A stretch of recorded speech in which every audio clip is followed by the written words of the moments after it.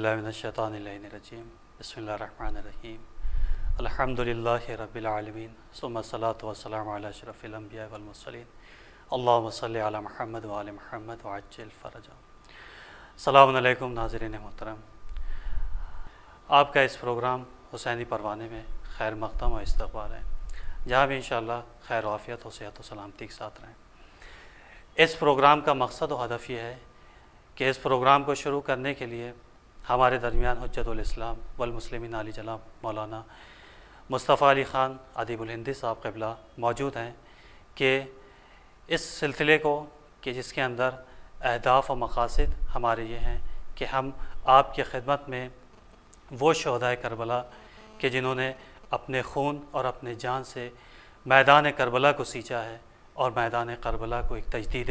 हयात अता की है, उनके बारे में गुफ्तगू कर सकें और मालूम कर सकें कि वो शहदा कि जिन्होंने अपनी क़ुरबानी के ज़रिए से कि जहाँ के ऊपर इमाम हुसैन अलैहिस्सलाम जब मदीने से निकलते हैं तो फरमाते हैं कि इन्नमा खरजतु लितलबिल इस्लाह फ़ी उम्मति जद्दी। इस पैगाम हुसैनी को कायम व दायम रखने के लिए वो शहदाए करबला की जिन्होंने अपना खून बहा के इस मैदान करबला को एक हयात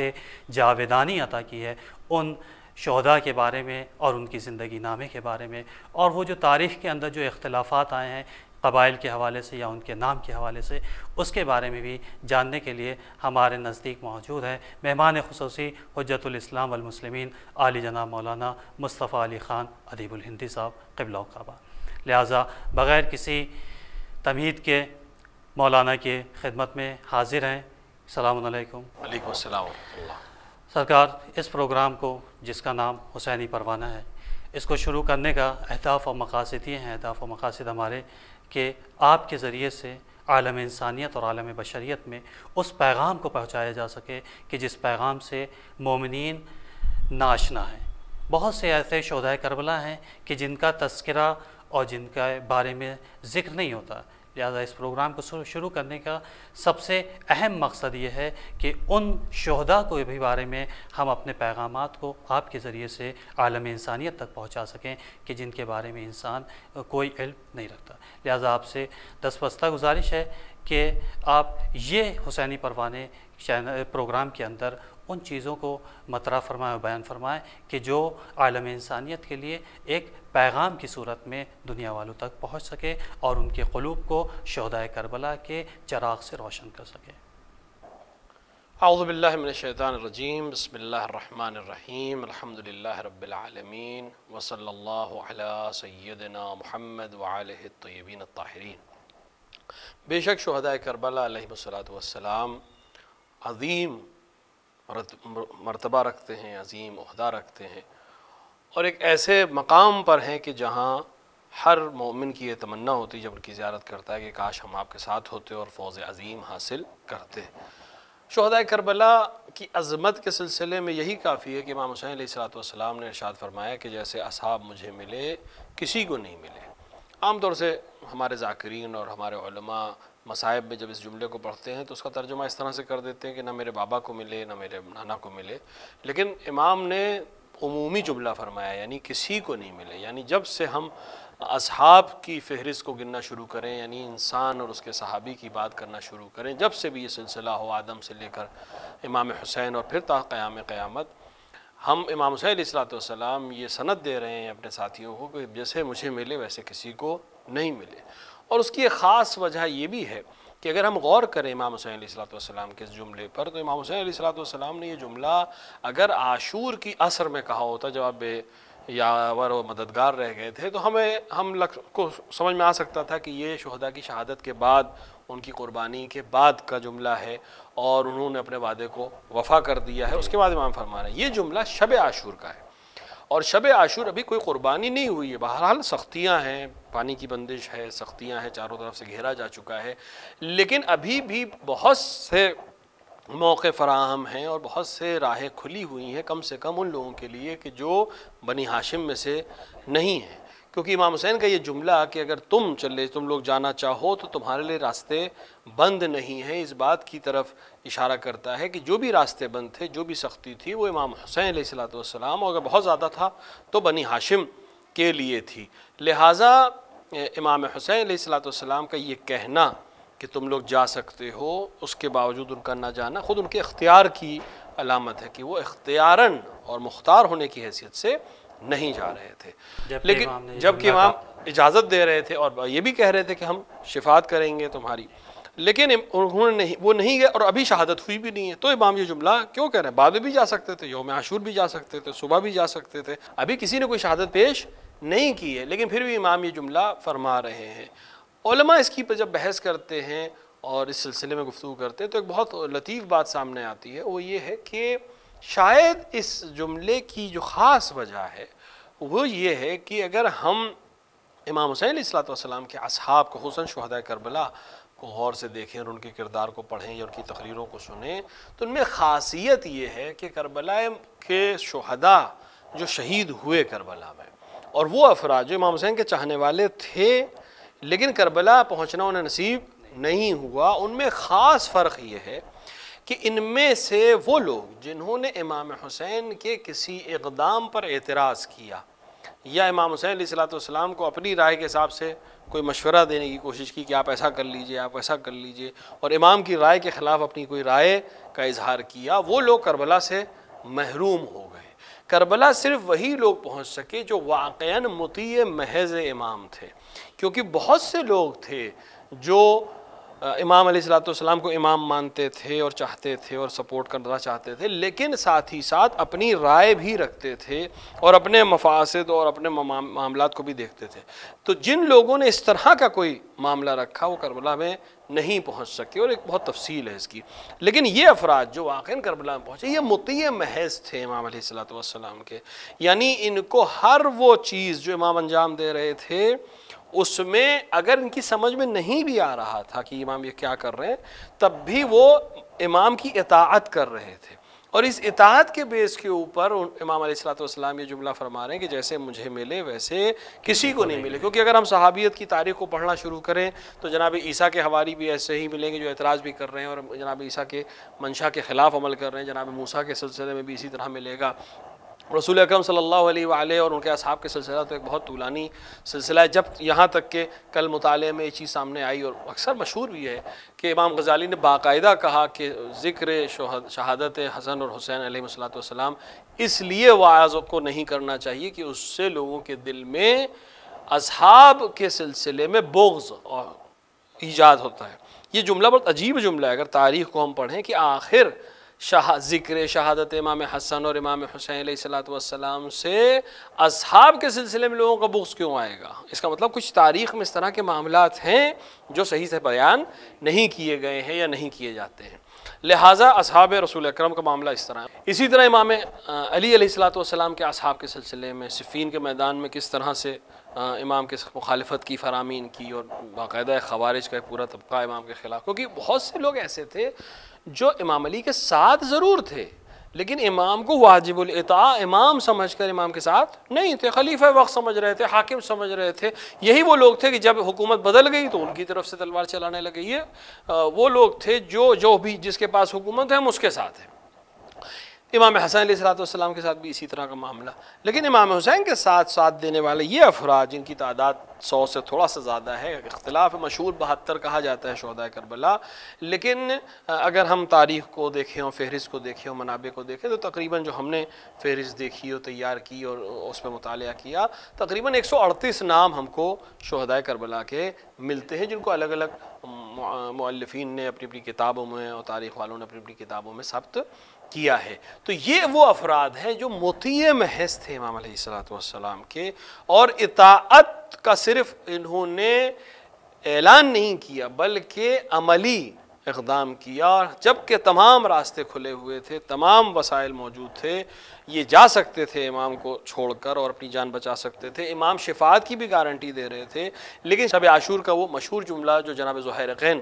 علیہ السلام نے ارشاد فرمایا کہ جس نے آپ کو پا لیا اس نے کیا کھویا اور جس نے آپ کو کھو دیا اس نے کیا پایا، یا ہمیں اگر 1000 مرتبہ بھی زندگی دی جاتی اور 1000 مرتبہ بھی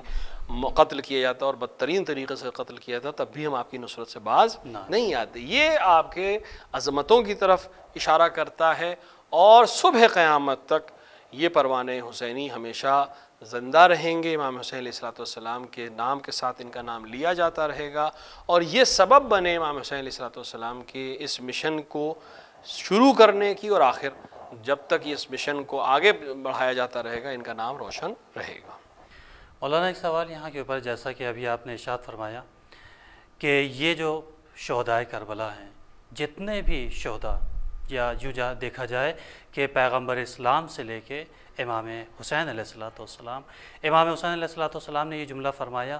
کہ جیسے اصحاب اور جیسے صحابی ہمیں ملے، ویسے نہ ہمارے نانا کو ملے، نہ ہمارے بابا کو ملے، نہ ہمارے بھائی امام حسن علیہ الصلوۃ والسلام کو ملے۔ تو آخر اس میں فرق کیا تھا کہ جیسا کہ ابھی آپ نے اشارہ کیا کہ وہ محض مطلق تھے، امام حسین علیہ الصلوۃ والسلام کے صحابی اور مولا کائنات علیہ الصلوۃ والسلام کے جو دوران جو زندگی ہے امام کی، اس وقت کے جو صحابی تھے، ان دونوں میں کیا فرق تھا کہ وہ امام کی امامت کو نہیں سمجھ پائے، لیکن امام حسین علیہ الصلوۃ والسلام کے دور میں اور آپ کی جانشینی کے وقت اور آپ کی امامت کے وقت جو صحابی آپ کے ساتھ ملحق تھے اور آپ کے ساتھ متمسک تھے، انہوں نے آپ کی باقاعدہ امامت کا بھی اقرار کیا اور آپ کو بطور جانشین قبول بھی کیا۔ دیکھیے اس کی سب سے بڑی وجہ یہ سمجھ میں آتی ہے کہ معرفت کا ہونا، یعنی امام علی علیہ الصلوۃ والسلام کے اصحاب میں ہیں بہت سے افراد ایسے ہیں جو واقعاً جن کے اوپر تاریخ غبطہ کرتی ہے، جیسے جناب مالک اشتر ہیں، جناب عمار یاسر ہیں، یہ وہ افراد ہیں جو واقعاً امام کو امام سمجھتے تھے، امام واجب الاطاعہ سمجھتے تھے، اور ان کے امام کی بیعت کر رہے تھے، کیونکہ صرف بعنوان حاکم یا خلیفہ بیعت نہیں کر رہے تھے بلکہ امام واجب الاطاعہ سمجھ کر بیعت کر رہے تھے۔ اسی طرح امام حسن کے اصحاب میں بھی، لیکن سب ایسے نہیں تھے، اور ان کی تعداد اتنی کم تھی کہ امام علی حکومت ظاہری ہونے کے باوجود بھی حکومت شام کے خلاف اگر لشکر اکٹھا کرنا چاہ رہے ہیں تو ان کو اتنی آسانی سے لشکر اکٹھا کرنے کا موقع فراہم نہیں ہو رہا ہے، یا امام حسن مجتبیٰ اگر جنگ کرنا چاہ رہے ہیں تو اکثر یہ چاہتے ہیں کہ جنگ ملتوی کر دی جائے اور جنگ نہ ہو۔ اسی طرح امام حسین علیہ الصلوۃ والسلام کے جن کے پاس خلافت ظاہریہ نہیں ہے، امام حسین کے پاس خلافت ظاہریہ تھی، امام علی کے پاس خلافت ظاہریہ تھی، جنگ کرنا چاہتے تھے وہ حاکم شام سے، لیکن اصحاب نے ساتھ نہیں دیا۔ اس کی وجہ یہی تھی کہ وہ امام کو امام نہیں سمجھ رہے تھے، ایک حاکم سمجھ رہے تھے، اور حاکم اگر بدل بھی جائے گا تو ان کے لیے کوئی مسئلہ نہیں ہے، جبکہ امام بدلا نہیں جا سکتا، امام اگر ہے تو خداوند عالم کی طرف سے اسی کی اطاعت فرض ہے۔ یہی سب سے بڑا فرق ہے اصحاب امام حسین علیہ الصلوۃ والسلام میں اور دیگر افراد میں، کیونکہ یہاں جو لوگ امام حسین علیہ الصلوۃ والسلام کے ساتھ ہیں وہ امام کو امام وقت سمجھتے ہیں، نائب رسول اکرم سمجھتے ہیں، امام واجب الاطاعہ سمجھتے ہوئے آپ کی نصرت کر رہے ہیں، اور اس طرح سے نصرت کر رہے ہیں کہ انہیں پھر کسی چیز کا نہ انہیں کوئی شوق ہے، نہ انہیں کوئی، مثلا شہداء کربلا میں ایک بہت عظیم نام ہے جناب مسلم ابن اوسجا کا، جو صحابی رسول بھی ہے۔ مسلم ابن اوسجا جب شہید ہوئے اور میدان کربلا پہ گرے تو تاریخ نے لکھا کہ جناب حبیب ابن مظاہر ان کے قریب گئے اور کہا کہ اگر مجھے یہ یقین نہ ہوتا کہ تھوڑی دیر میں بھی تم سے ملاق ہو جاؤں گا تو میں تم سے کہتا کہ وصیت کرو، پھر بھی چونکہ رسول نے کہا ہے کہ وصیت کیا کرو، لہٰذا کچھ وصیت اگر ہو تو اپنے دل کی بات کہہ دو۔ جناب مسلم کے جسم میں بالکل جان نہیں رہ گئی تھی، لیکن انہوں نے اپنی انگلی کے اشارے سے جناب حبیب کو نزدیک بلا کر انگلی کے اشارے سے امام حسین علیہ الصلوۃ والسلام کی طرف اشارہ کیا اور یہ جملہ فرمایا، اسی کا بہذا، میں تمہیں اس کی وصیت کرتا ہوں۔ یہ عظمت ہے اصحاب حسین علیہ السلام۔ ورنہ انسان اپنے مال کی وصیت کرتا ہے، اپنی اولاد کے لیے وصیت کرتا ہے، ایک ہی وصیت کی آپ نے کہ جب تک زندہ ہو ان کی اوپر ان کی حفاظت کرنا تمہاری ذمہ داری ہے اور ان کے اوپر اپنی جان کو قربان کر دینا۔ بے شک کہ جیسا کہ ابھی آپ نے اشارہ فرمایا کہ امام حسین علیہ الصلوۃ والسلام کے صحابی وہ تھے کہ جو امام کو بطور امام اس لیے مانتے اور جانتے تھے کہ پروردگار عالم کی جانب سے انہیں منصب امامت عطا کیا گیا، اور خود پیغمبر اسلام نے بھی اس چیز کی طرف اشارہ کیا، اور پیغمبر اسلام نے بھی فرمایا ہے کہ یہ جو ہمارا سلسلہ امامت ہے ایک کے بعد دیگر یہ سب جانشین ہیں ہمارے، یہ شہداء کربلا کی جنہوں نے اپنی قربانی کے ذریعے سے، اپنے ایثار کے ذریعے سے، اپنی جان کو فدا کرنے کی وجہ سے اس کربلا کو ایک نئی زندگی عطا کی ہے۔ اس کے بارے میں ایک سوال یہاں کے اوپر یہ ہے کہ یہ شہداء کربلا کہ جنہوں نے بغیر کچھ بغیر کسی طلب کے، بغیر کسی حاجت کے، بغیر کسی کو پیش نظر رکھتے ہوئے، بغیر کسی خواہش کے، بغیر کسی تمنا اور آرزو کے اپنی قربانی پیش کی، اس قربانی کا ہدف و مقصد کیا تھا؟ دیکھیے امام حسین علیہ السلام کا جو مقصد ہے، جو امام نے پہلے دن اعلان کیا، جس کو آپ نے تمہید میں بیان بھی کیا کہ انما خرجت لطلب الاصلاح فی امت جدی ارید ان امر بالمعروف وانہا عن المنکر، یہ مقصد خود اپنے آپ میں تمام شہدائے حسینی کا بھی مقصد ہے، کیونکہ وہ اپنے آپ کو امام حسین پر فدا کر رہے تھے۔ تو جو کچھ امام حسین کا مقصد ہے وہی ان کا بھی مقصد ہے، اور معرفت امام کا تقاضا یہی ہے کہ جو امام کی نصرت کر سکتا ہو جس طرح سے، اس وقت اس لمحے وہی کام اس کو انجام دینا ہے۔ لہٰذا ان کا سب سے بڑا ہدف جو تھا وہ امام حسین علیہ السلام کی حفاظت، اور امام حسین علیہ السلام کے ہدف میں جس طرح سے بھی ان کی مدد کی جا سکتی ہو۔ اگر امام حسین علیہ السلام کی مدد صرف پیغام پہنچانے سے ہوتی تو وہ لوگ پیغام پہنچانے کا کام کرتے، لیکن اب مسئلہ ایسا آ گیا تھا کہ اب سوائے جان دینے کے کوئی اور راستہ نہیں تھا، یا امام کا ساتھ چھوڑ دیتے اور اپنی جان بچاتے، یا امام علیہ السلام کی نصرت اس طرح سے کرتے کہ جب تک وہ زندہ ہیں، یعنی ہم اصحاب زندہ ہیں، تب تک امام حسین کے اوپر کسی قسم کی کوئی آنچ نہ آنے پائے۔ لہٰذا تاریخ کربلا کی خاصیت یہ بھی ہے شہدائے کربلا میں، خصوصاً انصار امام حسین علیہ السلام، یعنی وہ لوگ جو بنی ہاشم سے تعلق نہیں رکھتے تھے، ان کی خاصیت یہ تھی کہ جب تک ان میں سے کوئی ایک بھی زندہ تھا، بنی ہاشم میں سے کسی کو بھی کوئی پریشانی نہیں ہوئی، یعنی ان میں سے نہ کوئی زخمی ہوا، نہ کسی کو کسی طرح کی شہادت نصیب ہوئی۔ جب تک انصار حسین ابن علی زندہ تھے، بنی ہاشم میں سے نہ کوئی شہید ہوا ہے نہ کوئی زخمی ہوا ہے۔ یہ خود اس بات کی علامت ہے کہ اصحاب حسینی کس طرح سے جانفشانی کر رہے تھے، کیونکہ اگر 130 انسان کی ایک چھوٹی سی جماعت ہو اور سامنے کم سے کم 30,000 کا لشکر ہو، اور وہ مسلسل حملے کر رہا ہو اذان صبح سے لے کے ظہر تک اور پھر بعد ظہر تک، تو ظہر تک تقریباً اصحاب حسینی زندہ تھے، کیونکہ بعض کی شہادت نماز ظہر کے بعد ہوئی ہے۔ بہرحال ان کی زندگی تک اصحاب حسینی نے، خصوصاً انصار حسینی نے، اس طرح سے اپنی قربانی کو پیش کیا کہ اصحاب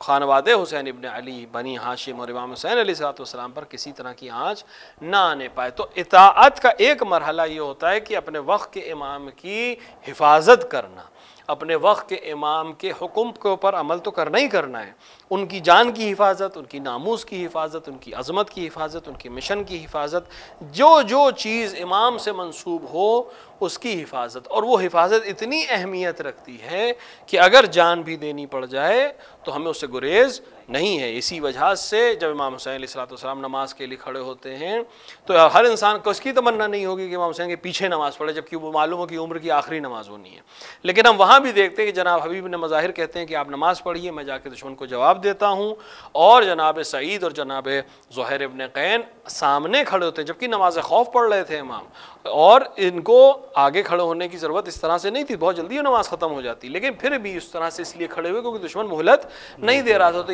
ایسی نماز جس کے اندر امام پیچھے تھا اور ماموم آگے کی طرف کھڑے تھے، اور اس طرح سے کہ امام کی اس 2 رکعت نماز کے لیے بھی ہم اپنی جان دینے کو تیار ہیں، اور جناب سعید اور جناب زہیر کا کردار ہمیشہ اسی لیے زندہ رہے گا کہ انہوں نے ہر وہ کام جو امام حسین کی نصرت کے لیے کیا جا سکتا ہے،